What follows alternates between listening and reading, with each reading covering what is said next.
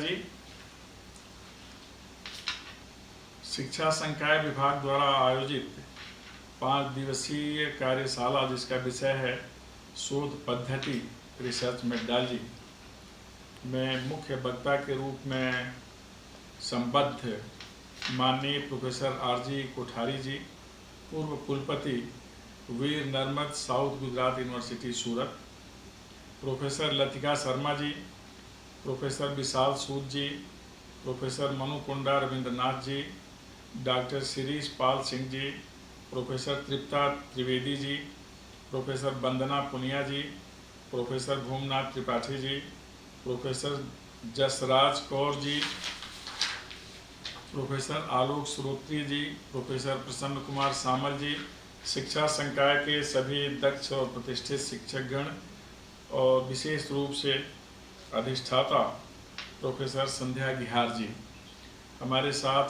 Technical staff के रूप में हमेशा सहयोग करने वाले मिस्टर गौतम, मिस्टर सुप्रिय दास, मिस्टर रत्नेश, मिस्टर गौरव और तमाम सूत्रों को समेटने वाले हमारे OSD doctor SD Tripathi ji. मुझे यह जानकर अच्छे प्रसन्नता है कि आज के वर्कशॉप में 28 प्रांतों के 2525 प्रतिभागी हैं, जिसमें 743 असिस्टेंट प्रोफेसर और 77 सम्मानित आचार्यगण हैं। यह देख करके जो बढ़ती हुई संख्या है, अभी हमारे टेक्निकल स्टाफ से पता चला कि इसके लिए एक अलग से व्यवस्था की भी ज़रूरत होगी, तो इस मंच के माध्यम से संध्या जी को आश्वस्ति कि और बेहतर प्लेटफार्म आपको सुलभ कराया जाएगा। जो रजिस्टर्ड नहीं हो पाए हैं उनके लिए या आप लोगों की रुचि देख करके एक अलग से फैकल्टी डेवलपमेंट प्रोग्राम आयोजित किया जाएगा तथा रिसर्च मेथडोलॉजी का एक और कार्यक्रम संध्या जी से मैं कहूँगा कि यथाशीघ्र आयोजित करें और जो शेष रह गए हैं उन्हें भी इससे संबद्ध करें। और भी मंच खुलेंगे जिसमें आप सबकी प्रतिभागिता हो सकेगी। मुझे बेहद खुशी है कि आज मैं प्रोफेसर आरजी कोठारी जी का विश्वविद्यालय की ओर से स्वागत करने का कार्यक्रम कर पा रहा हूं। संध्या जी को इसके लिए बहुत धन्यवाद। और अभी हम इस डिजिटल प्लेटफॉर्म पर मिल रहे हैं। आने वाले दिनों में आप सभी जो इसमें दक्ष हमारे वक्तागण हैं हमारे विश्वविद्यालय में पधारेंगे, इसके लिए मैं अभी से आमंत्रण भी आप लोगों को दे रहा हूं। जब भी परिस्थितियां अनुकूल होंगी तो आप सभी से मुझे मिलकर अच्छे प्रसन्नता होगी। जो रिसर्च मेथडोलॉजी है, आजकल जब से शोध की अभिरुचि सभी लोगों में जागृत हुई है, जो भी अनुसंधान की प्रक्रिया में संबद्ध हैं, और इसके वैज्ञानिक स्वरूप को स्थापित करने के लिए पद्धतियों को किस तरह से हम प्रयोग में लाएं, जब से विचार होने लगा है, तब से रिसर्च मेथडोलॉजी पर स्थान स्थान पर वर्कशॉप हो रहे हैं, सेमिनार हो रहे हैं और हम लोग वेबिनार के माध्यम से जुड़ रहे हैं इस डिजिटल प्लेटफॉर्म पर, जिसकी आज बहुत ज़्यादा आवश्यकता है, उपादेयता है, अनिवार्यता है। और हम कह सकते हैं कि इसी के माध्यम से आज हमारी कनेक्टिविटी है, क्योंकि जो वैश्विक आपदा का दौर है, पूरी दुनिया को हिलाने वाला वायरस कोविड-19 वो अभी भी अदृश्य है, आगे भी अदृश्य ही रहना है। तो इस अदृश्य आपदा का समाधान करने के लिए हमारे पास एक अदृश्य मजबूत प्रभावी नेटवर्क है इंटरनेट के माध्यम से कि हम अपनी बात कह सकते हैं। कैसे इस समस्या का समाधान मिलजुल करके करें, इसका हम प्रयास कर सकते हैं और कर रहे हैं। भला हो इस सिस्टम का जिसके चलते आज पूरी दुनिया एक साथ एक अभियान में खड़ी है और सबका एक ही लक्ष्य है, कैसे मनुष्यता का अस्तित्व बचाया जाए, मानव जाति का अस्तित्व बचाया जाए और मानव समुदाय का कल्याण किया जाए। यह सभी राष्ट्रों का लक्ष्य है, राष्ट्र नायकों का लक्ष्य है। अकादमिक जगत में सक्रिय सभी महानुभावों का यही लक्ष्य है। हर व्यक्ति अपने अपने तरीके से इस आपदा का समाधान करने के लिए सन्नद्ध और सक्रिय है। आज का जो हम लोगों का मूल विषय है वह रिसर्च मेथडोलॉजी को लेकर के है। वस्तुतः उच्च शिक्षा के क्षेत्र में इसकी विशेष आवश्यकता होती है। हर युग में और अवधि विशेष में इसकी आवश्यकता पड़ती रही है। अपने अपने तरीके से अवधि विशेष में अनुसंधान और शोध की प्रक्रिया को बढ़ाया गया है और समकालीन पद्धतियों को अपनाया गया है। शोध और अनुसंधान दो शब्द हैं। शोध हम तब करते हैं जब हमारे पास पहले से कुछ रहता है और फिर उसके लिए हमें एक नई दृष्टि देनी होती है। नए परिवेश में नई आवश्यकताओं के अनुरूप नए युग की आकांक्षाओं को ध्यान में रखते हुए उसे नए कलेवर में रखना होता है। यह शोध की प्रक्रिया होती है। अनुसंधान में हम तथ्य और पदार्थ दोनों को नए सिरे से खोजते हैं। कह सकते हैं कि नए पदार्थ नए तथ्य हम सामने रखते हैं। चाहे सामाजिक विज्ञान हो, भौतिक विज्ञान हो, विज्ञान की जितनी भी शाखाएं हों, शिक्षा शास्त्र हो, वाणिज्य हो, जितने भी विषय हैं संसार में, सब में उच्च शिक्षा में उच्चता और दक्षता प्राप्त करने के लिए अनुसंधान की विशेष आवश्यकता होती है। रिसर्च, शोध अथवा अनुसंधान के माध्यम से ही हम उस विषय में दक्ष हो जाते हैं और कुछ ऐसा कर जाते हैं जिसे आने वाले विद्यार्थी, आने वाली पीढ़ियाँ, आने वाले जिज्ञासु, आने वाले अध्येता सब पढ़ते हैं और उसका आगे के अध्ययन के लिए उपयोग करते हैं। इसलिए रिसर्च का बहुत ज़्यादा महत्व होता है। अब रिसर्च करने वालों की संख्या बढ़ी है, इसलिए उन्हें इस बात से अवगत होना चाहिए कि रिसर्च की एक मान्य प्रणाली है। अनेक पद्धतियां हैं जिनके माध्यम से हम अपने अध्ययन को वैज्ञानिक स्वरूप प्रदान कर सकते हैं, प्रामाणिक घोषित कर सकते हैं और हमारी प्रामाणिकता की घोषणा, मौलिकता की घोषणा सर्वस्वीकार्य हो सकती है। इसीलिए जब हम रिसर्च पर बात करते हैं, शोध पर बात करते हैं, तो प्रश्न से आरंभ करते हैं। 5 प्रश्न इसके मूल में होते हैं। क्या, क्यों और कैसे, क्या होगा और क्या होना चाहिए। ये 5 प्रश्न रिसर्च आरंभ करते हैं और इसको लेकर के सामाजिक विज्ञान में या विज्ञान की किसी भी विधा में हमें कैसे बढ़ना है इस पर विचार करते हैं। जैसे जो वर्तमान है इसकी better understanding of the present, बेहतर सृजन, बेटर क्रिएशन और बेहतर प्रस्तुति, बेहतर presentation. Better understanding, better creation and better presentation leads to research. ये शोध की तरफ हम इसी के माध्यम से बढ़ते हैं और तभी हम इसे व्यवस्थित मान करके किसी भी विधा में शोध को प्रामाणिक बना सकते हैं। सबसे पहले इसके लिए जरूरी होता है कि हम अपने दिमाग में एक हाइपोथेसिस की रचना करें। Hypothesis means we just reach to a point as corona has negative impact on social structure. ये हाइपोथेसिस हो। अब इसे सिद्ध करने के लिए हमें कुछ सब लक्ष्य बनाने पड़ेंगे। हमारे एम्स क्या होंगे, इसका यूनिवर्स क्या होगा, कितनी एरिया में हम जाएंगे, फील्ड क्या होगी, इस पर विचार करते हैं और फिर उससे संबंधित हमारे पास लिटरेचर क्या है, जिसे रिव्यू ऑफ लिटरेचर कहते हैं, समकालीन साहित्य कितना है, इसके बारे में विचार करते हैं। पहले से क्या लिखा गया है, आज के दौर में क्या लिखा जा रहा है और आने वाले दौर में क्या लिखा जा सकता है। ये सबको हम अपने ध्यान में रखते हैं, तभी टोटलिटी जिसे कहते हैं, पूर्णता, वहाँ तक हम पहुँच पाते हैं। इसलिए आवश्यक है कि रिसर्च करने से पहले हम अपने दिमाग में एक कोई सब्जेक्ट तय कर लें, चाहे शिक्षा शास्त्र हो, एजुकेशन हो, कॉमर्स हो, बिजनेस मैनेजमेंट हो, साइंस का कोई भी डिसिप्लिन हो, फिजिक्स, केमिस्ट्री, बायोलॉजी, जो भी हो, सोशल साइंस के जितने भी सब्जेक्ट्स हैं, सोशियोलॉजी, पॉलिटिकल साइंस, जो भी रख लीजिए, सब में एक सब्जेक्ट हमें तय करना होता है और सब्जेक्ट का निर्धारण हमारा खुद का होता है। इसलिए we must have some vision about a particular subject to reach the research work. हमें एक अपने दिमाग में कोई सब्जेक्ट रखना होता है ताकि हम शोध कार्य तक पहुंच सकें। इसकी प्राइमरी जो रिक्वायरमेंट है दैट इज हाइपोथेसिस, कि हम सोच लें कि हमें क्या करना है। जैसे सोशियोलॉजी में हम रिसर्च कर रहे हैं तो हम कह सकते हैं today social setup is very good, fruitful, useful, कुछ हम इसके बारे में पॉजिटिव कर दें। हम कह सकते हैं today social structure is not good, मान लिया हमने हाइपोथेसिस बना दिया। अब फिर इसके हिसाब से हम यहाँ तक रिजल्ट तक पहुँचने के लिए क्या हमारी फील्ड होगी, एरिया क्या होगी, उसमें कैसे कैसे लोग मिलेंगे, कैसे कैसे प्रश्न उनसे किए जाएंगे। हम अगर साइंटिफिक स्टडी का जो स्टैटिस्टिकल मेथड है अगर उसे लेते हैं तो कितने लोगों से हमें इंटरव्यू करना है, क्या प्रश्न करने हैं, ये सब बनाना होता है। इसलिए सबसे जो प्राइमरी चीज़ होती है वो होती है हमारी हाइपोथेसिस।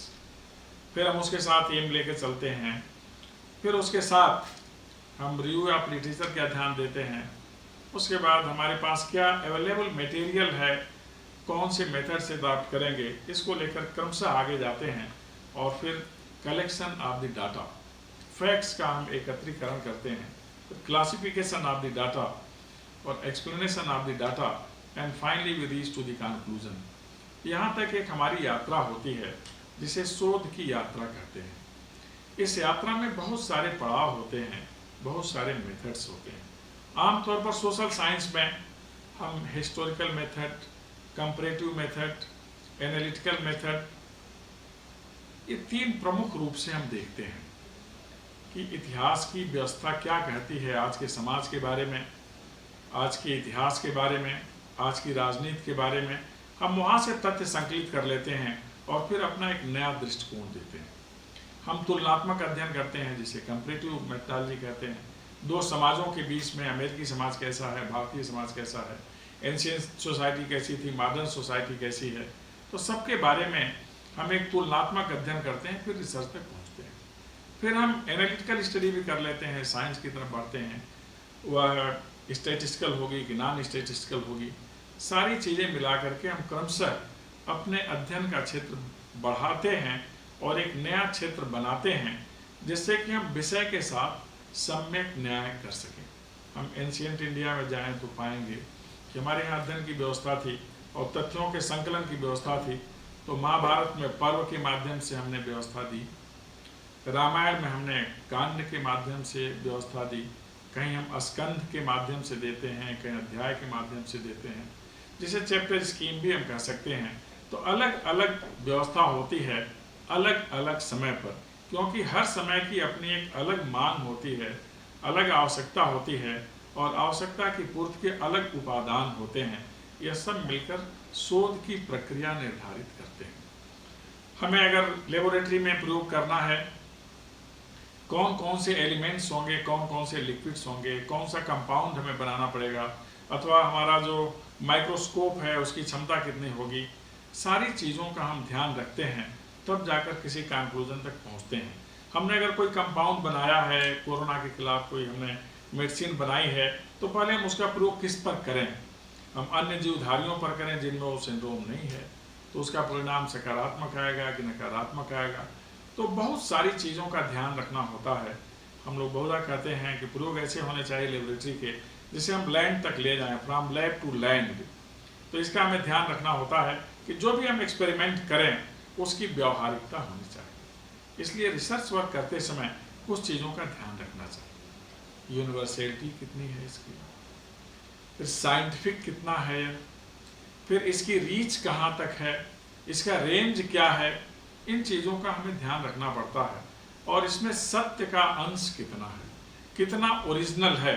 आजकल विश्वविद्यालय अनुदान आयोग ने सब जगह अनिवार्य कर दिया, प्लेगरिज्म जिसे कहते हैं, कि आप पहले किए गए कार्य की पूर्णता कॉपी नहीं कर सकते। आपका अपना मौलिक होना चाहिए। तथ्य का संकलन आप कर सकते हैं, लेकिन जब आप एक्सप्लेनेशन करेंगे तो आपका मौलिक होना चाहिए और बहुत ज़्यादा आप औरों से नहीं ले सकते। यह एक अपराध की श्रेणी में आ गया है। इसलिए मौलिकता का हमें विशेष ध्यान रखना होता है। बिजनेस सेक्टर में आज हम कई तरीके से शोध कार्य को अंजाम दे रहे हैं। पहले आय व्यय का हम विधान करते थे कि आय व्यय पर हम काम करें। हम एक देश में प्रति व्यक्ति आय कितनी है, ग्रास डोमेस्टिक प्रोडक्ट कितना है, इसका ध्यान करके हम रिसर्च करते थे। लेकिन आय के मानक क्या होंगे, हम किसे आय मान लें, उसका लिवलीहुड कैसा है हम मान लें, उसकी सैलरी कैसी है केवल उसको मान लें, या फिर उसका लिविंग स्टैंडर्ड कैसा है, या फिर उसका इकोनॉमिक स्फीयर कैसा है। अब हमें सभी का ध्यान करके रिसर्च करना होगा। आज एक बहुत जटिल सामाजिक समस्या पूरी दुनिया में है। कोरोना के चलते बहुत सारे उद्योग बंद हो गए हैं और एक नया पदनाम आ गया है जिन्हें माइग्रेंट लेबर्स कहते हैं, प्रवासी मजदूर कहते हैं। यह पद सही नहीं है। प्रवासी तो पक्षियां होती हैं, बाहर से आने वाले लोग होते हैं। एक ही देश के नागरिक उसी देश में प्रवासी नहीं हो सकते। हम दूसरे स्थान पर जाते हैं लेकिन वह स्थान भी हमारा उतना ही है जितना हमारा मूल स्थान है। इस देश का प्रत्येक नागरिक देश के किसी भी हिस्से में उसी तरह से अन्य नागरिकों के समान है जैसा वहाँ के रहने वाले नागरिक हैं। इसलिए पद आजकल प्रचलन में आ गया है। इसको सुन के मुझे चिंता होगी। चिंता इस बात पर होनी चाहिए कि क्या जो आधुनिक समाज है, जिसे हम मेट्रोपॉलिटन सोसाइटी कहते हैं, वहाँ ऐसे लोगों के लिए कोई उचित व्यवस्था है या व्यवस्था होनी चाहिए तो किस तरह। जिस महानगर के निर्माण में दूर अंचल से जाकर कामगार लगे हैं, उस महानगर के पास क्या निर्माणकर्ता कामगारों के लिए स्थान नहीं हो सकता? उस समाज में उनके लिए व्यवस्था नहीं हो सकती? क्या अंततः हमें मूल स्थान की ओर ही वापस लौटना होगा? जहां हम काम कर रहे हैं वह हमारा मूल स्थान क्यों नहीं है? यह आधुनिक शोध के विषय बनने वाले हैं और इस पर काम किया जाना चाहिए। हमने सुविधाओं के ऊपर बहुत ज़्यादा फोकस किया।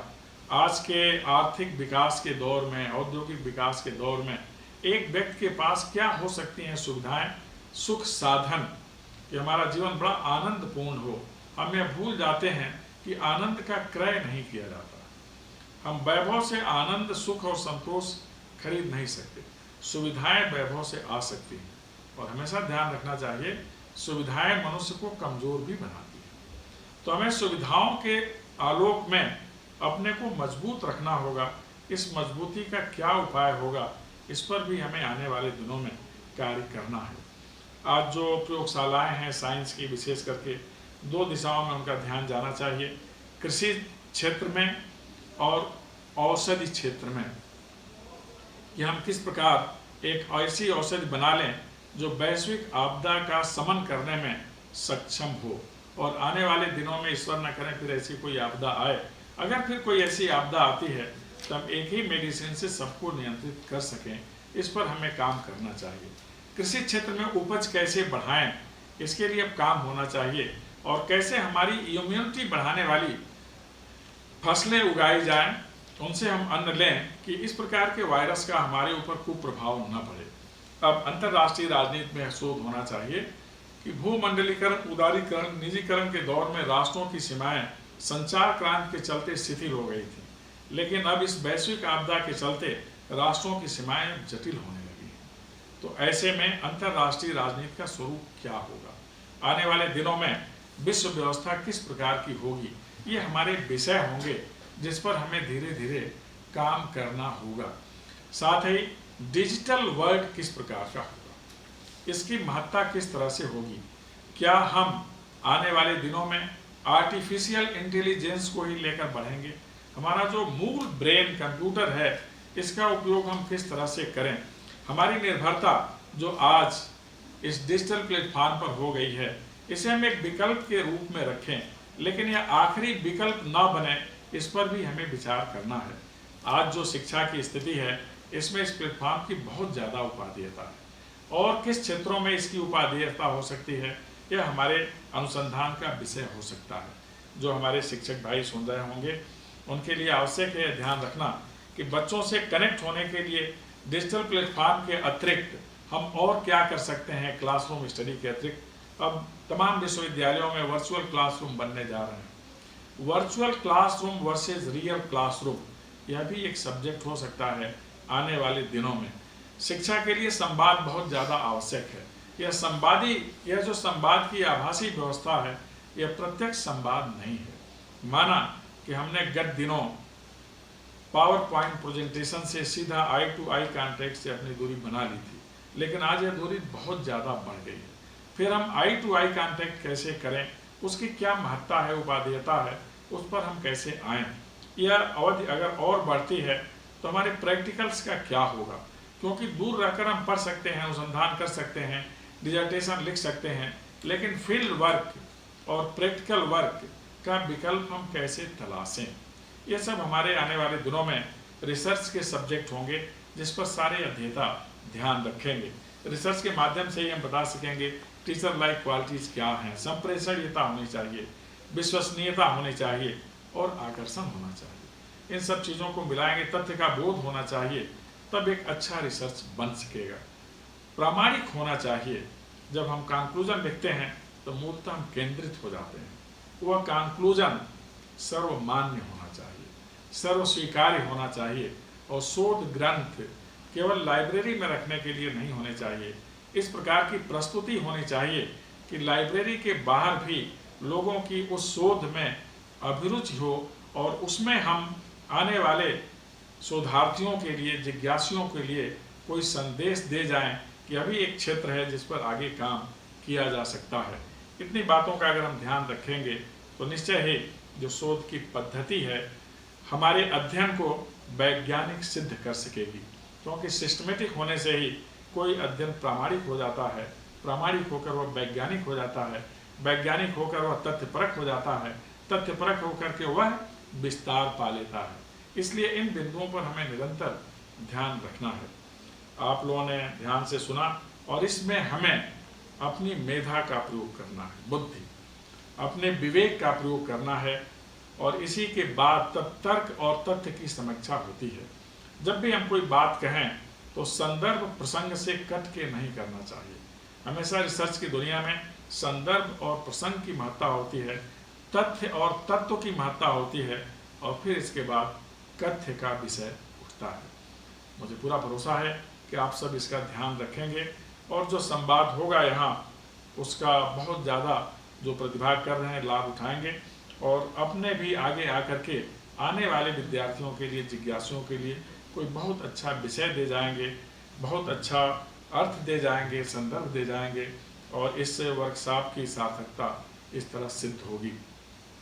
आप सभी ने ध्यानपूर्वक सुना, आपको बहुत बहुत धन्यवाद। धन्यवाद विशेष रूप से प्रोफेसर संध्या गिहार को, जिन्होंने इस वेबिनार की प्रक्रिया में एक बहुत ऊंची छलांग लगाई है, और हमको लगता है कि वहाँ तक पहुँचना औरों के लिए एक विशेष प्रेरणा का विषय होगा, और जिसे कह सकते हैं आकांक्षा का भी, कि उन ऊंचाइयों तक और हमारे शिक्षक पहुँचें और इस प्रकार के कार्यक्रम आगे होते रहें। आप सभी को बहुत बहुत धन्यवाद, और आप सबके उज्जवल भविष्य के लिए मेरी बहुत मंगल कामनाएं।